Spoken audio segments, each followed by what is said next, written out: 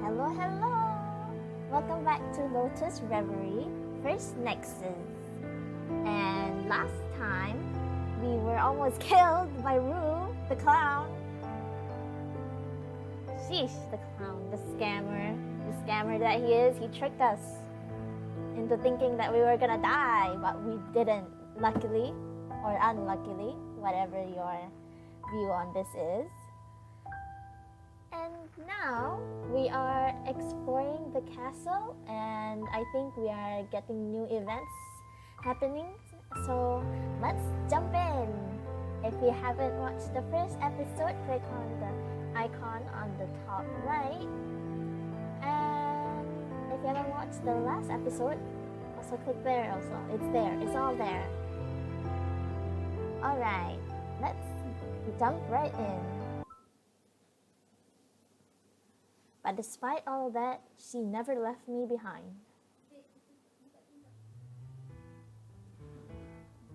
After a short break, you're waiting in the hall, where all you can hear is the turning of a page. Neither Helio nor Violet are here yet, only Thistle. He's forced on the page of an old notebook. Curious, you get close enough to take a peek. You're not sure if it's another language or the handwriting is simply pathetic, but it's absolutely unreadable. Thistle finally notices your presence before you can ask. Oh, hello there, Sink. Do you need anything? I'm just waiting for someone. Don't worry. I guess they're showing you around.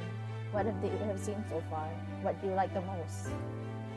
Don't you think it's amazing we can live in a castle like this one? It has so much history. You can almost literally hear the sound of Thistle's enthusiasm revving up. This castle is more than 200 years old for a castle. It's not too old, so it doesn't look too shabby.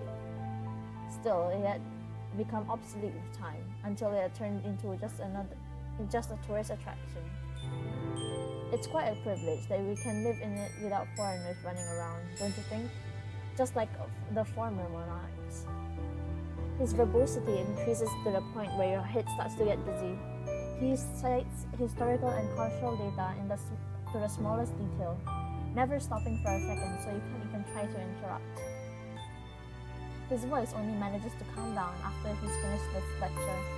The excitement in his eyes is replaced by nostalgia, his gaze drifting from the castle walls back down to his notebook. I was so busy before that I never had time to read books or visit the places I wanted, even if they were so close. It's funny how you spend your life worried about so many things that you end up forgetting about what's really important. And even if it's wrong for me to say it, those small things can brighten you up even during the worst catastrophes. The brief moment of quiet lingers in the air for a few seconds before Thistle leaves the notebook on the table and turns to you with a grin on his face. Or the big things too. It's not like you can live in such opulence every day. Take a chance to make the most of it.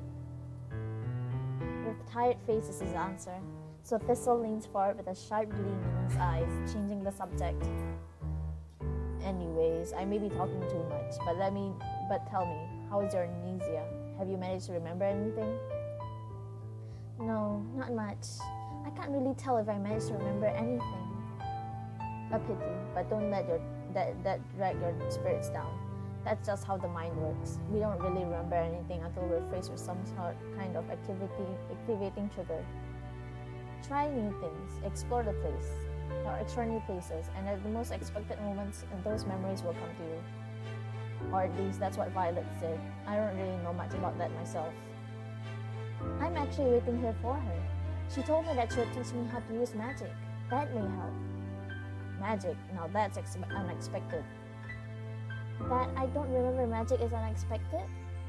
That too. Not everyone could perform magic before the incident, but it was a common sense to know the basics at least. Then, what are you surprised about? Thistle hesitates for a moment before he lowers his voice to a whisper. You spent quite some time with that Violet so far, correct? Tell me, what's your opinion of her? She's obliging and attentive. She likes to tease people in her own way, but I imagine you're not talking about those things. No, of course not. Thistle rests his elbow on the armrest, his eyes cutting and his words concise. I want to know you trust her. Do I trust her? I mean, we just met.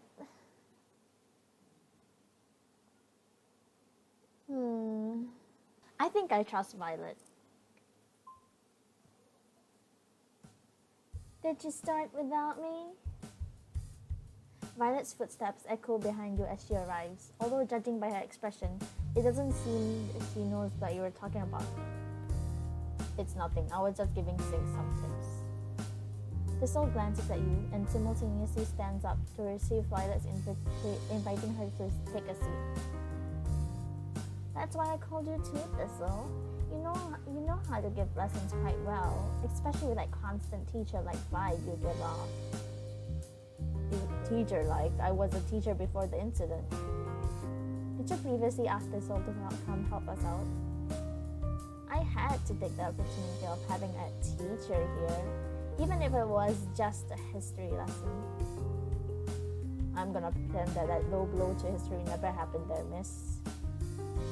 And even if history was my specialty, I've taught pretty much any subject before. Let's not underestimate the teacher, or else I'll get rid of class prefix status. Since when am I the class prefect? I've always thought of you as one of those teacher's pets, class prefects, adjusting her glasses while reminding the teacher he forgot to collect the homework to the sound of everyone's boos. What are you even talking about? I don't wear glasses. Are you picking a fight with me by any chance? From a teacher's perspective, I can guarantee that everything I just said was praise and flattery. Don't be silly. Oh, Helio. I hate doing Helio's voice, even though it doesn't suit him, but I wanna go. Ah! Oh. Could we, get to the point, please? Raising one of his eyebrows in annoyance, the last person you were waiting on comes in and takes a seat. Of course, we were just killing time. Let me see, where do we begin? Alright, Stink, you said you don't remember anything? Nothing at all, so we'll have to start from the ground up. Isn't that right, Stink? Stink? While everyone was talking, you heard some weird noise coming from the upper floor, so you were in the middle of looking up there in a daze. But just like all the previous times, it doesn't seem to be anything relevant. Yes, sorry, in regards to magic, I have some intuition about it, but I don't really know where to start. Then we'd probably be best off starting with an example. Do you mind, Violet? No biggie, that's why I'm here.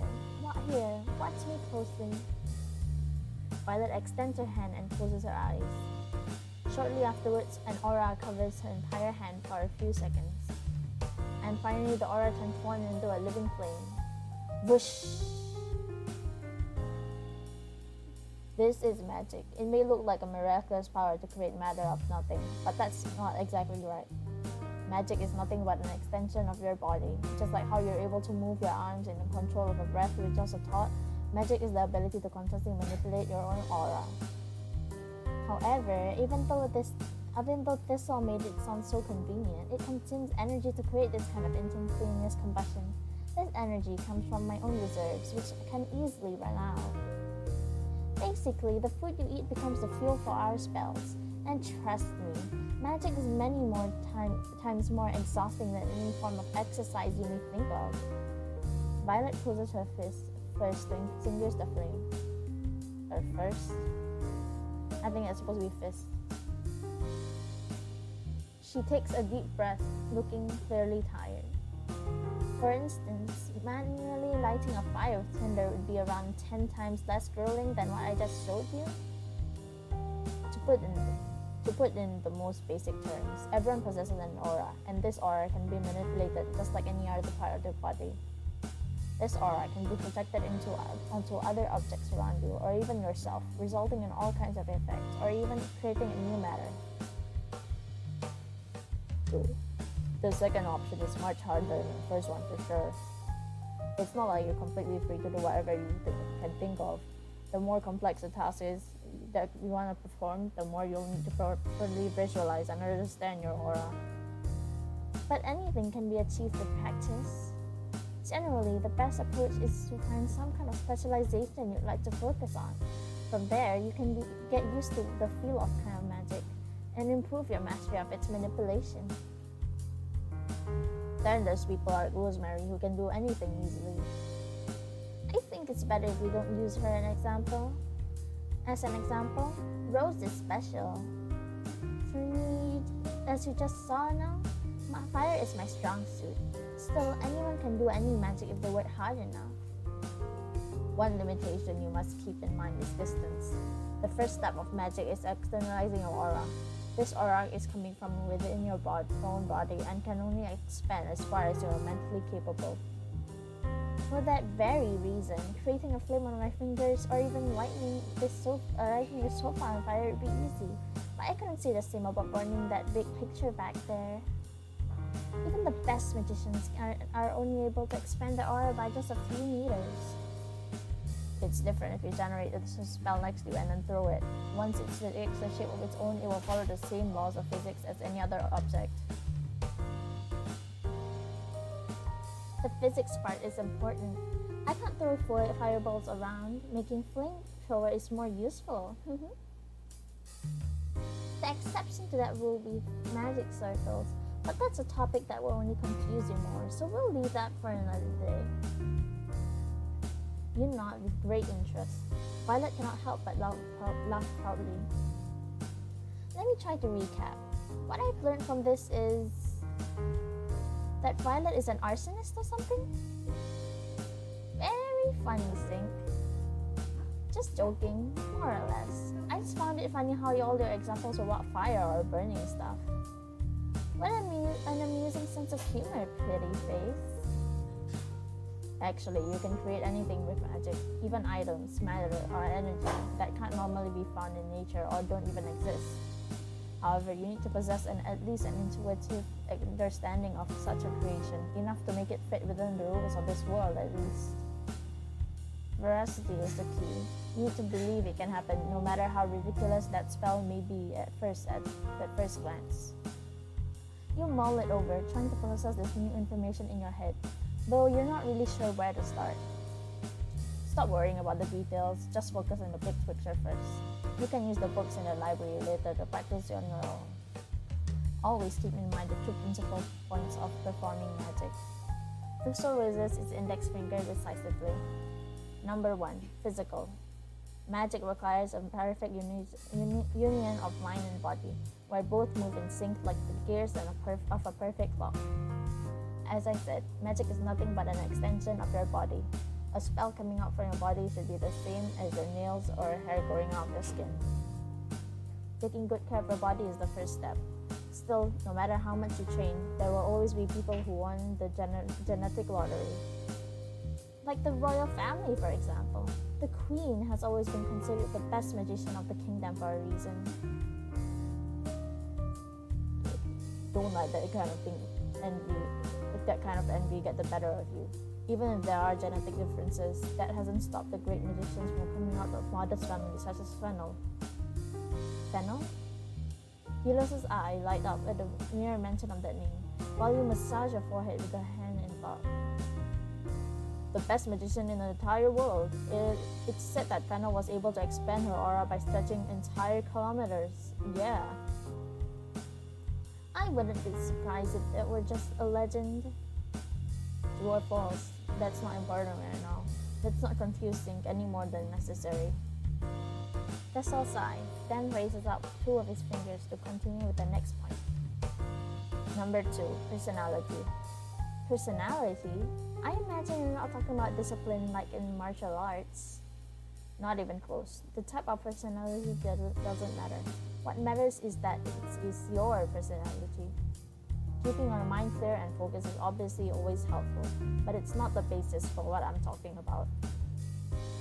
This is more complex and harder to understand, but it's the most important part. You and your aura are one. You can create or transform your aura with just a thought repeatedly because it belongs to you. By extension, you're able to fold your surroundings into your own aura. You can then transform those surroundings. Performing magic requires projecting your mind onto the world until you are capable of manipulating elements from your body or the world onto a molecular level. In conclusion, you need to be in charge of yourself and then extend that rule over your surroundings. To succeed, you need a strong sense of self and a clear mind without doubts, able to recognize what you are and where you can reach. Then you will be able to take control over close elements and possess them. Still more than a little confused, you look around the other's faces, trying to get another explanation that makes more sense. Look at this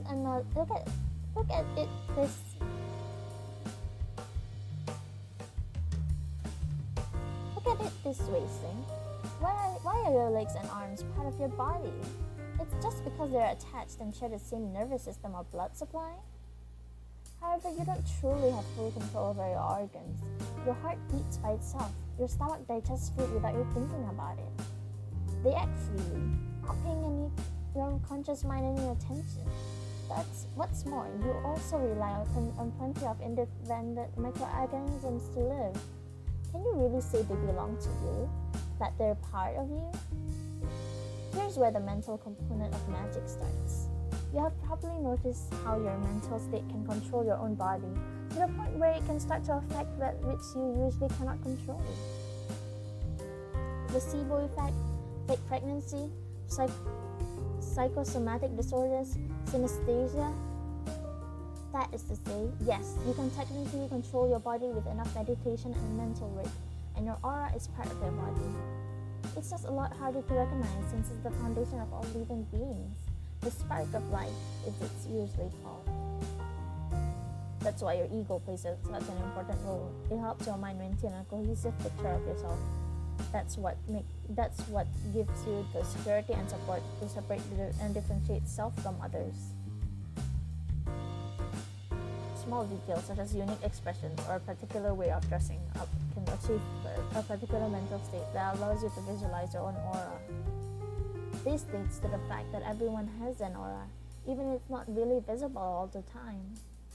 And since everyone has an ego, big or small, it's impossible to expand your aura over another person. This effectively stops people from using magic directly on another subject. No exceptions. Two auras cannot overlap. You can relax. No one's performing magic directly over you or anything that is inside your aura. That's one of the few comforting things I've heard since I arrived. I was already worrying that you could just set me on fire with the snap of your finger at any time. Are you underestimating me? To test your chances, sweetheart? I think I'll pass. Now to the most important piece. How do I perform magic then? Reading books in the library and applying their techniques until your brain explodes. It would have been a lot easier to start with that. That's usually what the kids do when they start learning, but it's always easier if you understand the fundamentals first. Learning magic puts a lot of pressure on the subject, with effects similar to unease, headache, or even depression. Not everyone can handle it. That's why magic isn't practiced widely by the general population. You could have admitted that not to discourage her, Thistle. It's the truth. She would have to fight against those symptoms sooner or later, and we are not in a position to go out without magic backing us up. The group fell silent. No one can deny the reality Thistle is talking about, just like how he thought you on the tower keep yesterday. So with the lesson over, I need to depart if you allow me. I can barely understand half of this notebook, and this hall isn't the best place for concentrated reading. Alright guys, as the class prefect, I proclaim the class to be finished. Here, take these books for satisfaction. If you have any doubts, feel free to ask me anytime. Now I have to prepare for tonight. While Thistle and Violet leave, you take a look at the books they left for you. You scan them over, but having spent so long listening to the explanations, it feels as if you were to understand the contents of these books. Maybe magic isn't as hard as you first thought after all. You unlock enhancement, shock, and grenade spells. Yes, the basic spells. Ah yeah, I like shock. Shock got me through the prologue, it will get me through everything. Yeah. Each spell will give you different advantages, which you can check at the corresponding entries in the library. Keep exploring the world for potential to learn more spells. You spend some time in silence before you realize that Helio is still there too. Oh, hello, cute. The boy seems particularly serious and reserved during those explanations, so now it's hard to choose what to say to him. Hey, Helio, about before. However, once again you're interrupted by a weird sound which makes your head turn to one of the corners of the room. Hello, Columbine. You don't see anything strange, so you look back to the expectant Helio. His now bright eyes makes him look like a completely different person than he was a minute ago.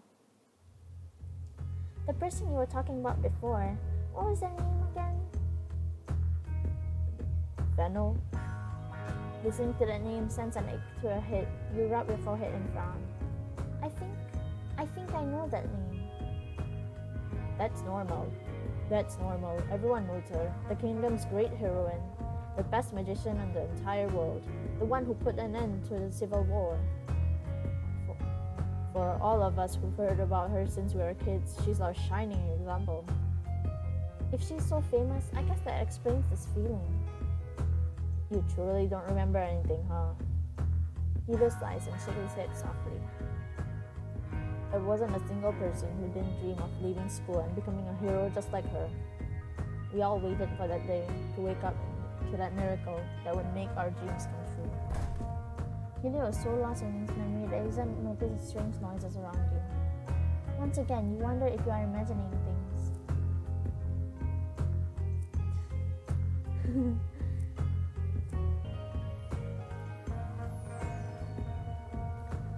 I'm gonna look for Columbine. I don't wanna keep listening to this guy talk. Yeah. It's just a cardboard box. Then one day it happens. The incident. It's nothing like what you thought. You feel so guilty to see that what your wish has become. At first, I felt sick to the mere idea I had to do something with that horror, but now I think I finally understand it. You hear something again. It becomes clearer and clearer that Helio still hasn't noticed. It doesn't look like the right time to interrupt him. Look around. Hello, Columbine. The cutest girl here. Number one. I'm the number one fan. Wee, Columbine. Cute girl.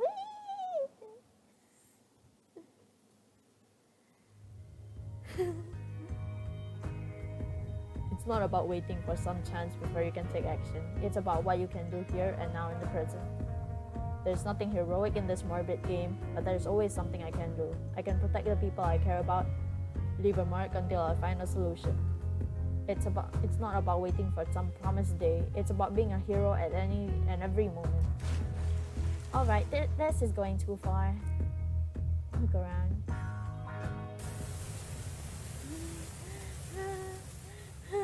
What's happening to Columbine? Why is there a crab?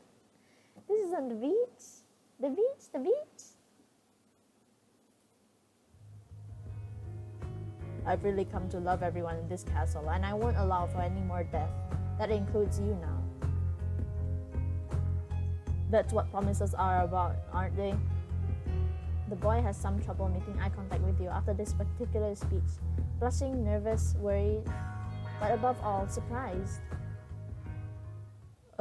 Sink? You aren't listening to me, right? Are you even seeing what's going on? How have you not noticed that? How did Columbine create a rainbow in the lobby? The rainbow is the least of the problem. She's asking why she's wet. Wait, the one chasing me and making all these noises was Columbine all along? Remember how yesterday she appeared out of nowhere and scared you stiff? That was when she wasn't trying to hide herself.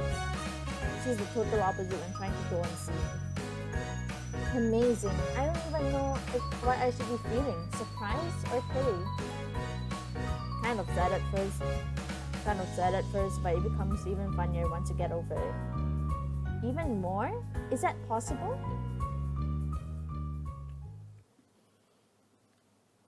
for I would always win.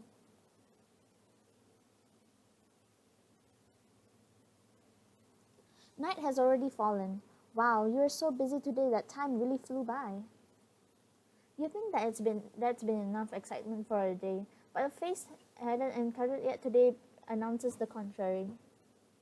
Hey Sink, what are you doing here? Shouldn't you be in your room? Violet must be there already. I was heading there myself too. My room? Why? Rose walks away before you can form a full sentence. Maybe I should consider sleeping elsewhere tonight. Alright, I think that's the end of today's episode. So, what have you learned from today? We've learned about the 3 basic magic spells and how magic actually comes into physical form. Alright, and lastly, just like if you like, dislike if you dislike. Subscribe for more content like this. And please do tell me in the comment section what you think of this video, and if you think I'm boring, just tell me you're boring and I'll do something about it, alright? I'm trying my best. And thank you for watching and have a good day.